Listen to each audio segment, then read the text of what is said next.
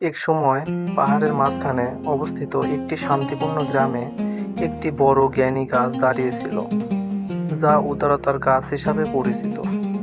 এই গাছটি বিশেষ একটি কারণ ছিল, এটি সারা বছর ফল ধরে এবং ক্লান্ত পথিকদের পাশ দিয়ে যাওয়ার সময় ছায়া দিত। একদিন আহমেদ নামের একটি যুবক গাছটিকে লক্ষ্য করে এবং এর সৌন্দর্যে বিস্মিত হয়। তিনি এর এত ছায়ায় বসে কিছুক্ষণ বিশ্রাম নেওয়ার সিদ্ধান্ত নিলেন। বসে থাকতেই তিনি লক্ষ্য করলেন একজন বয়স্ক লোক কাঠের ভারী বোঝা নিয়ে এগিয়ে আসছেন।